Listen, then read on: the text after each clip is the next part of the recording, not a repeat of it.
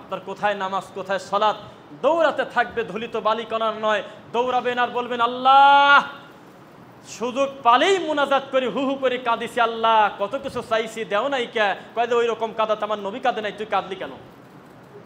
আল্লাহ তোমাকে ডাকতে গিয়ে সহ্য করতে পারি নাই, ইমানের জোশে আমরা কয়েকজন মানুষ সহ্য করতে না পেরে আমরা বাসের উপরে উঠে গেছিলাম, আল্লাহ আমাদেরকে আপনি ক্ষমা করে দেন। বলা হবে না, পৃথিবীর শ্রেষ্ঠ এশকের মানুষের নাম হলো মুহাম্মদ সাল্লাল্লাহু আলাইহি ওয়াসাল্লাম, তিনি যত আমাকে ভয় করে তোমরা তত করো নাই। তারপরে আবু বকর, ওমর, উসমান, আলী রাদিয়াল্লাহু আনহুম আজমাইন, জীবনে তারা কোনোদিন আল্লাহকে ডাকতে গিয়ে 3 ইঞ্চি নড়াচড়া করে নাই। যে একটু ভিতরে জোশ এসে গেছে, 2-3 ইঞ্চি আবু বকর সরে গেছে, এমন কোনো বর্ণনা নাই। লাভ দৃষ্টি কামে ব্যাপারটা কি?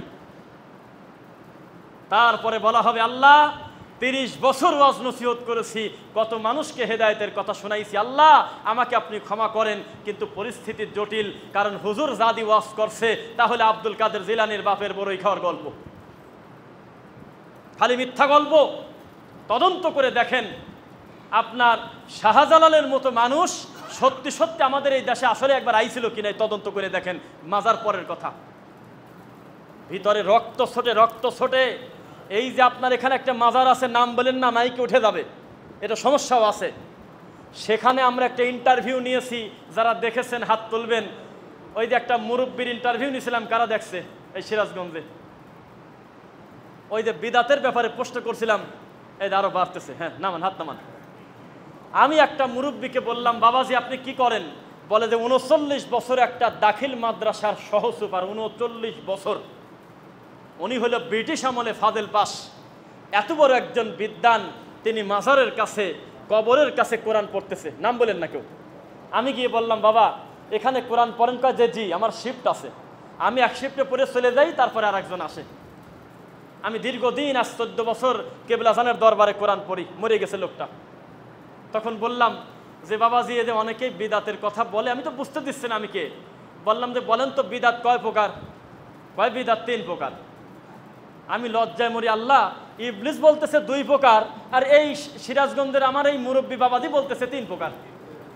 ইবলিস বলতেছে বিদাতে হাসানা, বিদাতে সাইয়্যা, আর উনি বলতেছে বিদাতে খবিসা। এই খবিসা কি? বলতেছে মায়ের পেটে যখন একবার বাচ্চা আসে, তখন ওই স্বামীর অধিকার নাই ওই মায়ের সাথে আর সঙ্গম করা, এর নাম হলো বিদাতে খবিসা। তাহলে আপনি বোঝেন, এখন এইরকম মানুষ যদি একটা আলিয়া মাদ্রাসায় দাখিল পর্যন্ত 1 থেকে 10 পর্যন্ত দায়িত্ব নিয়ে পড়াশোনা করায় 39 বছর, তাহলে জাতির ক্যান্সার না? কথা বলে না, ক্যান্সার কিনা? তাহলে এই কথা বলার সুযোগ আর নাই। এত বড় হুজুর বোঝে না, বিরাট বড় পাগড়ি, জুব্বা খোলে না, পালকিতে করে বাবা ফুরফুরা, আরো কত বাবা যে আছে আল্লাহ জানে, নাম মনে নাই। ভারত থেকে আসতো, এই বাবাজানরা আমাদেরকে শেখাইছে, দমের শ্বাস করো বাবা, শনিবারের দিন বিকালে আসর পড়ে 3 নিঃশ্বাসে ঈদ জিকির করো, মাগরিবের পর হু হু করো একবার, ঈশান নামাজের পর 4000 বার ইল্লাল্লাহ বলে কুক মেরে ঘুমায় দাও। এই কথা বাবারা বলছে, আর এই হুজুর কি বলে? এটা বলার সুযোগ নাই। তারা আমাদের দেশে শুধু ইসলামের দাওয়াত নিয়ে আসে নাই, বেদাতের দাওয়াত নিয়েও আসছে। তারা নিয়ে এসেছে শবে বরাতের রুটি হালুয়া, বগলে করে করে নিয়ে বাড়িতে বাড়িতে গিয়েছে, মুরব্বীরা সাক্ষী দেবে, কোরআন নিয়ে নিয়ে বাড়িতে বাড়িতে একটু একটু পড়ছে, আর 2 আনা 4 আনা 5 আনা করে নিয়ে বস্তা ভরে গেছে টাকা। এগুলো ধান্দাবাজি করে গেছে। এখন সত্য আসার পরে এ কথা বলার সুযোগ আর নাই। রাখো তো তোমার নতুন কথা, জি না, কথা পুরাতন ছিল, তবে আপনি এগুলো তদন্ত করেন নাই, তাই হলো এই অবস্থা। আল্লাহ তোমার ঘরে দাঁড়িয়ে যদি মিথ্যা বলি, বিচারের মাঠে সমস্ত লোকের সামনে আমাকে আসামি করো।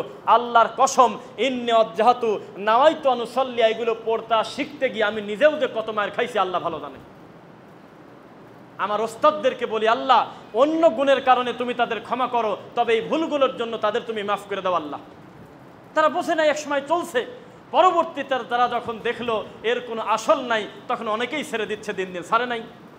এরপরে আর একটা কথা বলি, আপনাদের এই সমাজে কুলখানি সাধ্য খয়রাত আছে কিনা? এত গুরুত্ব দিয়ে বলতেছেন আছে।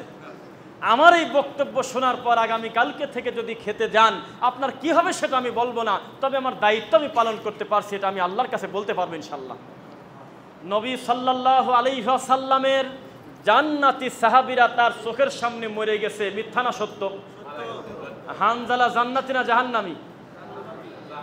জান্নাতি সাহাবীরা মরে গেছে, আল্লাহর নবী বলেছিল আমার এই জান্নাতি সাহাবীর জন্য 40 দিনে না হোক 7 দিনে না হয় বছরে একটা কুলখানি করে দিও, বলছে?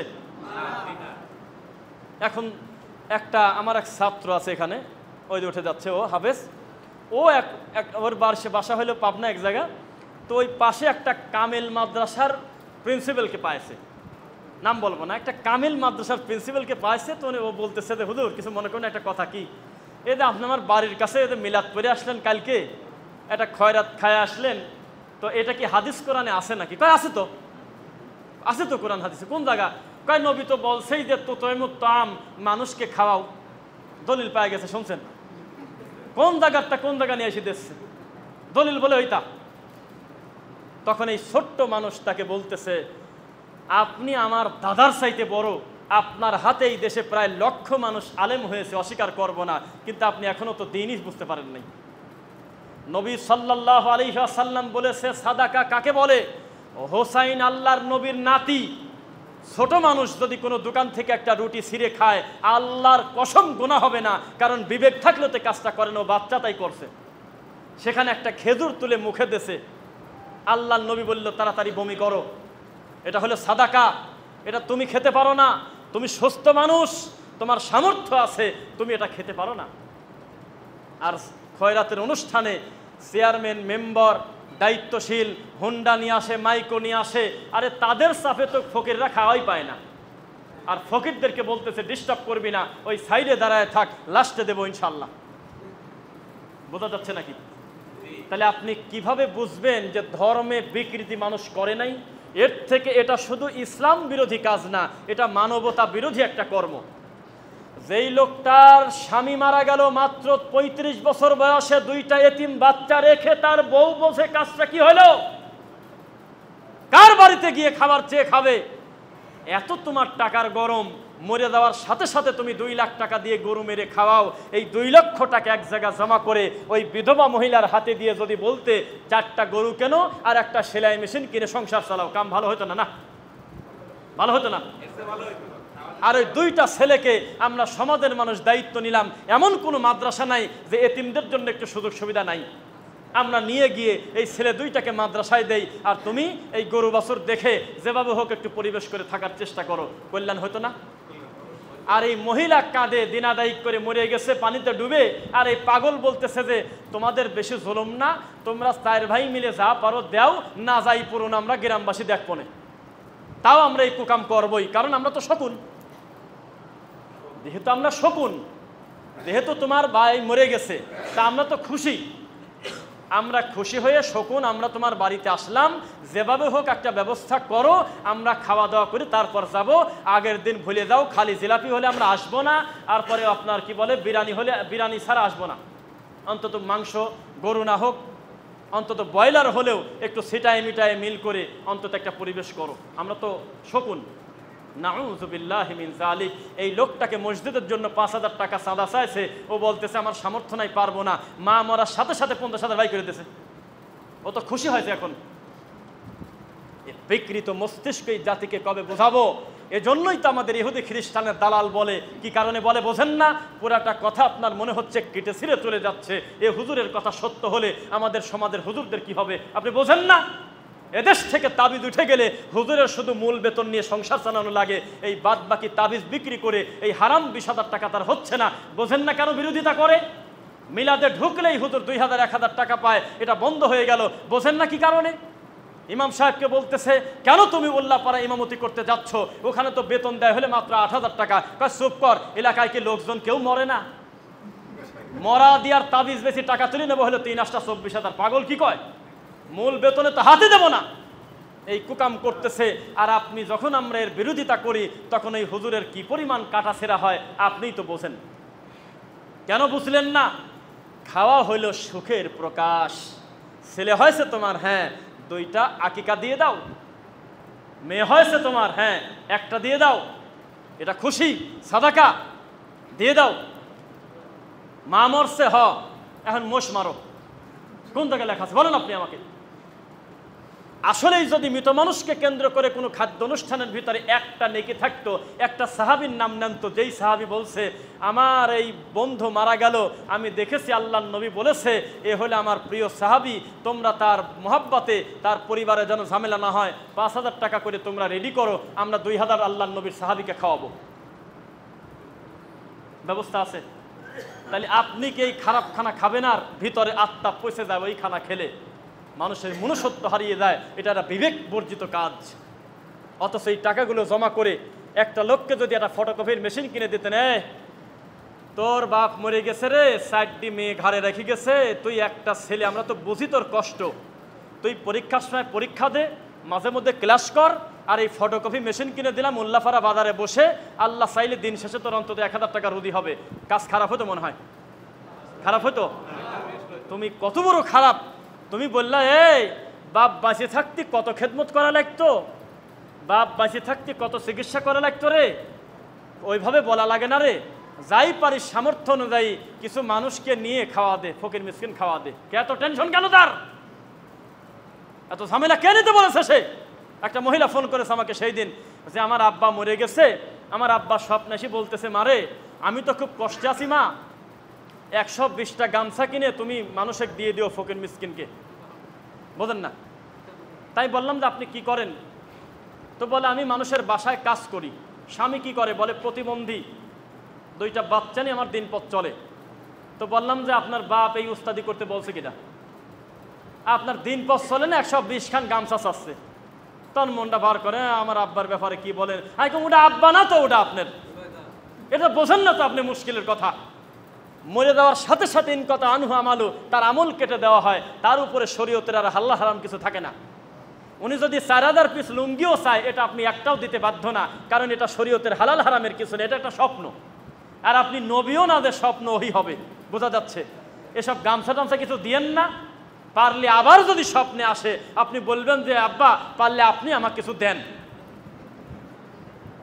আপনি হুট করে একটা নিয়ত করলেন, হুট করে একটা এতিম ছেলেকে বলে ফেললেন তোর বাপের জন্য গরু মার, তোর মায়ের জন্য 10,000 টাকা দে। কেন বলতে গেলেন আপনি? সমাজের দায়িত্বশীল সচ্ছল মানুষ মিলে তাকে কিভাবে স্বাবলম্বী করা যায় সেই চেষ্টা কেন করলেন না? এখন যে কথা বলবো জানি না আপনার চোখের পানি বের হবে কিনা, এই কথা বলে শেষের দিকে আসবো। আল্লাহর কসম 1, আল্লাহর কসম 2, আল্লাহর কসম 3। আমার আপন মামা মরে গেছে পানিতে ডুবে। 3-4 দিন পর তার লাশ পদ্মা নদীতে ভেসে উঠল, পেট ফোলা, পুরা শরীরটাই হয়ে গেছে। এত বড় কঠিন পরিস্থিতিতে এই অমানুষ, এই আপনার মতো বিকৃত মস্তিষ্কের মানুষ কুলখানিয়ার খয়রাতে ডেট না করা পর্যন্ত লাশটা দাফন করল না। কবে খাওয়াবি আগে সেই কথা বলবি, তারপর লাশ দাফনে কি মানুষ? আমি এটার বিরোধিতা করার কারণে আল্লাহর কসম আমার নানার বাড়ির আশপাশের লোক বলছে খ্রিস্টান হয়ে গেছে মনে হয়, টাকা পায় মেলা, আমেরিকা থেকে টাকা পায়, এই কথা বলছে আমাকে। মানুষকে খাওয়ানো দেখতে পারে না, এটাকে হুজুর না শয়তান? আমাকে ডাইরেক্ট বলছে। আমি হেরে হেরে যাচ্ছি।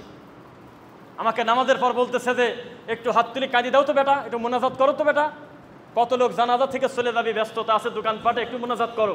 আমি বলছি একটু আগে জানাজা পড়ছি, জানাজাটাই দোয়া। আমাকে বলতেছে তুমি তো খ্রিস্টান, তোমার মনে তো কোনো দয়া মায়া নাই, এটা আল্লাহর কাছে কাঁদলে অসুবিধা রাখি? যাক, সেটা হলো না। কবরস্থানে চলে গেলাম, আমি শুধু মুখ দিয়ে বলছি বিসমিল্লাহ বলে আমার মামার শেষ মাটি আপনারা দেন, এটাই যথেষ্ট। আমাকে বলতেছে একটু সাইডে দাও তো। আর একটা বলদকে দাঁড় করায় দিয়ে বলতেছে পড়েন, আরো জোরে পড়েন, মিনহা খলাকনাকুম একবার, ফিহা নুঈদুকুম আরেকবার, মিনহা নুখরিজুকুম তারাতান উখরা। ফেল করে একটা হুজুর দাঁড়ায় আছে। এই কথা বলার তার তৌফিক হলো না যে 98 জন লোক এই সিরাজগঞ্জে মিনহা খলাকনাকুম বলে মাটি দিক। তবে এটা মাটি দেওয়া যদি নবীর দোয়া প্রমাণিত হয় তো ইসলাম মিথ্যা। নাই, আসলে নবী দেয় নাই, আপনি কেন দিবেন? বিসমিল্লাহ হুজুর যা বলছে সেটাই ঠিক বললো না। বরং 3 হুজুর আমার দিকে তাকার হেহিক করে হাসে, ওই দেখো একটা ওহাবি, ওই দেখো একটা ইহুদির দালাল, এই কথা বলে মোনাজাত করে কাঁদতেছে, কাঁদেও। তখন আমি একটা হুজুরকে একদিন বলছিলাম যে হুজুর বাড়ি কোথায়? হুজুর বলছিল যে রাজশাহী মোহনপুর। কোথায় আছে একটা জায়গা আর কি, মোহনপুর। কতদিন আসছেন এই গ্রামে? কয়ে যে এই তো মাসখানিক হলো। বললাম তাহলে বোঝা গেল মানুষ তো দূরের কথা, এলাকার রাস্তাঘাটও ভালো করে চিনার কথা না। মামা মরে দেয় আমার, আর তুমি পাগল হু হু করে কাঁদো মানুষের সামনে। আমি বুঝি না যাতে 1000 টাকা মিলাদে ধরে দেয়। তুমি কাঁদো কি কামে? আমার ভিতরটা ছিঁড়ে যাচ্ছে। আমাকে আমার মামা এত ভালোবাসতো, আমি যখন হাফেজ হই আমার মামার আত্মা ভরে গেছে, কত খুশি হয়েছে। গরিব মানুষ থাকার পরেও সে মানুষকে খাওয়াইছে খুশি হয়ে। আর সেই মামার জন্য আমার দরদ নাই, এ কথা তোমার সামনে এই গ্রামের মূর্খ লোক বলল, একটাবার প্রতিবাদ করলে না যে না কথাটা রফিকুলেরটা ঠিক বললে না? ও হুজুর, শয়তানি এভাবেই মানুষ করে। যাক, কিছুদিন আগে শুনলাম সেখানেও নাকি কুলখানি উঠে গেছে, আলহামদুলিল্লাহ। আর এক হুজুরের শ্বশুর মরছে, ওই হুজুর এসে আবার আমার সাথে কড়াভাবে বলছে যে শকুনগুলো সাইড হয়ে যান, শকুনগুলো সাইড হন। ভালো মানুষের বাচ্চা মুখ দিয়ে বলেন আল্লাহুম্মা গফিরলাহু ওয়ারহামু, হে আল্লাহ আমার এই প্রতিবেশী ভাইটাকে তুমি ক্ষমা করো, আল্লাহ তার প্রতি তুমি দয়া করো। এটা হলো ভালো মানুষের দোয়া। আর যারা শকুন তারা বলবে যে জোহর নামাজ পড় না আসর নামাজ পড় খাওয়া। তখন ওরা ব্যথা লাগি বলছে না রে, সেদিন তো ওই ছেলেকে শুধু শুধু গালাগালি করা ঠিক হয় নাই, এরকম তো আরো কিছু হুজুর আছে ওর পক্ষে। রাগ করতেছেন মনে হয়? তাহলে এই কুলখানি খয়রাত খাবেন তো ইনশাল্লাহ নিয়মিত? যারা না বললেন আল্লাহ তাআলা তো শুনে ফেলছে নাকি? আমাকে যদি বলেন যে এই গোটা মানুষের ভিতরে মসজিদ ভর্তি, 10টা লোকের নাম বলেন, আমি পারবো না বলতে, আমি তো চিনি না আপনাকে, তাহলে আমার তো শত্রুতা করে আপনাকে কিছু বলবো না। কিন্তু আপনি যে বললেন যে খাবো না, এটা আল্লাহ শুনছে নাকি? আশা করতেছি আপনাকে আল্লাহ হালাল রুজি খাওয়াবে ইনশাআল্লাহ। বিদাত সমাজে যে কত সিরিয়াস অবস্থায় আছে এটা আপনাকে আমি বোঝাতে পারবো না। এবার আমার দিকে তাকান, আমাদের এই কমিশনারের নাম হলো আরজু সাহেব, তাই না? সত্যি করে বলেন তো দেখি, একটা চেয়ারম্যান, একটা মেম্বার, সাধারণ একজন দায়িত্বশীলকে যদি আপনি জালসার প্রধান অতিথি দেন, সেই লোকটা কি পুরা মাহফিলে থাকে না 2-4 মিনিট ভাষণ দিয়ে চলে যায়? কারণ ধর্ম দিয়ে সে কি করবে? ও মনে করছে আমি যা 2-4টি কথা বলি ভোট চা চলে যাব, আমার কাম কি? সেখানে একটা এত বড় দায়িত্বশীল মানুষ, তার টাকার অভাব নাই, সম্মানের অভাব নাই, চেয়ারের অভাব নাই, সব ঠিক আছে। শুধুমাত্র আল্লাহর দিনের জন্য তিনি চায় যে আমি একা একা বিদাত থেকে বাঁচবো কেন, আমার এই সমাজের কাছে দাওয়াতটা পৌঁছাক। এটা কি আপনার রাগ করছেন? এর স্বার্থটা কি? আমাকে না ইহুদির দালাল বলতেছেন, আমাকে চেনেন না, আমার বাড়ি কোন জায়গা, কিন্তু আপনার কমিশনার সাহেব, আপনার এই সম্মানী লোকটার কিসের অভাব আছে যে দূর থেকে এই 400-500 কিলো যাওয়া আসা হবে, এত দূর থেকে একজন আলেম নিয়ে এসে এত শক্ত কোরআন হাদিসের কথাগুলো আপনাদের সামনে পেশ করবে? তার নিজের কি এমন স্বার্থ আছে? আমার থেকে তিনি কি পাবে বলেন? তার মানে বোঝা গেল তিনি তার এলেম দিয়ে, বিদ্যা দিয়ে এটা বুঝে গেছে কোরআন হাদিসে যা আছে সমাজে অনেক কিছুই তা নাই, ঠিক কিনা? তাহলে আমরা শুরু করেছিলাম কয়টায়, আর যাই অনেক সময় কথা বলে ফেলেছি আমরা। এশার সলাতো জমা করে নিয়েছে, শরীরটা মাথাটা খুবই এদিকে এক গোতা ওইদিকে এক গোতা দিচ্ছে, তবুও পেরেশান হচ্ছি না, কারণ আপনাদের উপস্থিতি এবং আপনাদের কথা শোনার একাগ্রতা দেখে মনে হচ্ছে আপনারা আমার প্রতি বিরক্ত অন্তত হন নাই। কারণ সচরাচর এই ভালো কথাগুলো আমাদের দায়ীরা আলেমরা যদি আপনাদের সামনে বলতো, প্রত্যেক জুমার খুতবায় 2টা করে ভুল সংশোধন হলে আপনি বাড়িতে যেতেন ভুল সংশোধন করে, ঠিক কিনা? এখানে আপনি একটা পীরের মুরিদ, আমি রাগ করতেছি না, আপনি একটা পীরের মুরিদ আছেন, আপনি সত্যি করে বলেন তো দেখি, আপনার ছেলেকে ওই পীরের মুরিদ বানাতে পারবেন আজকের এই দিনে? কঠিন না? কারণ আপনার এই ছেলেটা বুঝে গেছে যে নাম্বারটা ভালো না। আপনার নাতিকে আপনি আরও পারবেন না। এদের নরসিংদী না কোথায় দেখলাম যে দাদার কবর নাতি বাড়ি ভাঙতেছে। তার মানে কি? আপনারা শিরক এবং বিদাতের আস্থানা করবেন, পরবর্তী জেনারেশন আল্লাহর তাওহীদ বুঝে সেটাকে গুড়িয়ে দেবে। এটা কি খারাপ না ভালো? ভালো, অসুবিধা নেই, হোক। সমাজ থেকে বিদাত উঠে যাক, সমাজ থেকে শিরিক উঠে যাক। এবার বলি, আল্লাহ বলতেছে, নবী বলতেছে 99টা মানুষ হত্যাকারীকে আমার আল্লাহ ক্ষমা করছে, তোমরা কি জানো? সাহাবা একরাম বলল, আল্লাহ কি একটা কথা হে নবী, এটা ঘটছে? জি, বানি ইসরায়েলের ভিতরে একটা 99টা মানুষ হত্যাকারীকে আল্লাহ ক্ষমা করছে। কারণ তার এই ভুলের কথা মরার আগে কোনো পীরের কাছে যায় বলে নাই। বলছে আল্লাহ আমি 99টা মানুষ হত্যা করছি, এই কথা যেমন সত্য, আমার গুনাহ যদি কেউ ক্ষমা করতে পারে সে হলে তুমি, এ কথাও সত্য। একটা পতিতালয়ের মহিলা, একটা নাপাক জিনিস কুকুর যদি বাড়িতে থাকে, খাটের নিচে নামাজ হবে না, হাদিস নেন? হবে? হবে না, জানেন? আর সেই কুকুরকে পানি পান করানোর কারণে একটা পতিতা মহিলা জান্নাতে যাবে, কথা নবী বলছে। তার মানে নেকি কত দেবে আল্লাহ, আল্লাহ ভালো জানে। কেবল বললো 70,000, আবার বলতেছে প্রতি 1000-এ 70 যোগ করো, সেই আল্লাহ আপনাকে ক্ষমা করবে। আপনার ভয় পাচ্ছেন কেন? আপনি শুধু এটা প্রমাণ করে দেন, হে আল্লাহ আমি আপনার নবীর নীতির বাইরে যাব না, যে আমলটা নবী থেকে প্রমাণিত সেটা করব, যেটা নাই সেটা করব না। এখন আপনাদের এই মসজিদে এশা সালাত থেকে ফরজ সালাতের পর মুনাজাত, এই বিদাতটা উঠে গেল। উঠে যাওয়ার পর কিছু লোক 2 দিন 5 দিন 3 দিন মরে যায়, জর্দা গালের মদি একেবারে হাকিমপুর মারে একবার, সুবা মারে একবার, বিজাপতি গালের মদি দিয়ে ভেংসি পারে আর খায়। ওই হুজুরের কাছে যায় বলতেছে, জানো আমাদের এই উল্লাপাড়ার এই মসজিদে কি একটা ডাকাতি কাম হয়ে গেছে। কি কয়? নামাজের পরে দোয়া তুলে দিয়েছে।